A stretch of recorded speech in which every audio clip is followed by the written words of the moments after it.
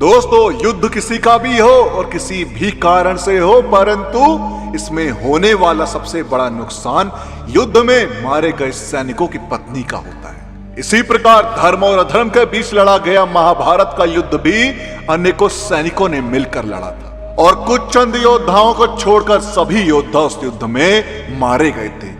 लेकिन उन मारे गए योद्धाओं की पत्नियों का बाद में क्या हुआ था, तो आइए जानते हैं। दोस्तों, यह बात महाभारत युद्ध के 15 वर्ष के बाद की है। उस समय पांडवों की माता देवी कुंती, धृतराष्ट्र, गांधारी सभी संन्यास होकर आश्रम में निवास कर रहे थे।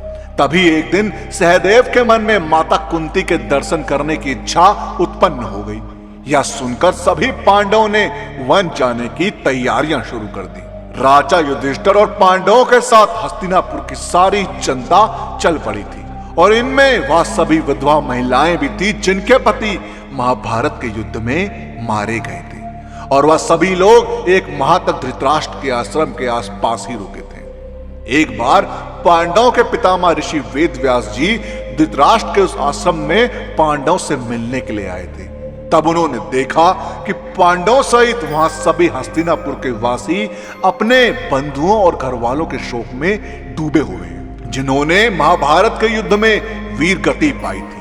तब वेदव्यास जी ने कहा कि मैं तुम्हें स्वर्ग या दूसरे लोकों में वास कर रहे बंधुओं और घर वालों से मिलाऊंगा, तब तुम स्वयं ही उनसे मिलकर उनका हाल पता कर लेना। तब वेदव्यास उन्हें सूर्यास्त के समय गंगा नदी के तट पर ले गए और सूर्यास्त होने के बाद उन्होंने गंगा नदी के जल में खड़े होकर अपने तपस्या बल से महाभारत युद्ध में मारे गए सभी योद्धाओं को बुला लिया था। और वह सभी योद्धा गंगा नदी के जल से इस प्रकार बाहर निकल आए जैसे वह सभी उस गंगा नदी में ही वास करते हो। यह देख सभी हस्तिनापुर वासी बहुत प्रसन्न हो गए थे और अपने घर वालों से मिलकर उनका हालचाल लेने लग गए थे। इसलिए सभी के मन में अपनों का मृत्यु का जो शोक था वह हमेशा के लिए समाप्त हो गया था। और कुछ ही समय बाद महर्षि वेदव्यास जी के आह्वान से आए हुए वह योद्धा अपने लोगों को वापस जाने के लिए वापस गंगा के जल में डुबकी लगाकर अदृश्य होने लगे थे। तब महर्षि वेदव्यास जी ने वहां उपस्थित योद्धाओं की सभी विधवाओं से यह कहा था, जो स्त्रियां अपने पतियों के साथ उनके लोक में जाना चाहती हैं, वह गंगा देवी की इस पवित्र धारा में अपना जीवन त्याग दे।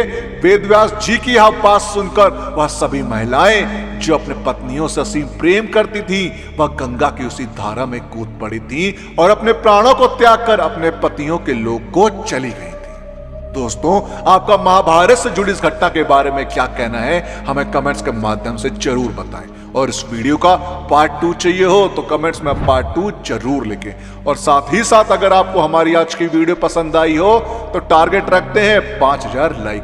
अब 5000 लाइक इतने ज्यादा तो है नहीं, तो इस वीडियो को लाइक और शेयर करना ना भूलो। जिन लोगों ने अभी तक हमारे चैनल को सब्सक्राइब नहीं किया, उनसे मेरी गुजारिश है कि हमसे जुड़े रहने के लिए और ऐसे ही और भी वीडियोस देखने के लिए हमारे चैनल को सब्सक्राइब जरूर करें।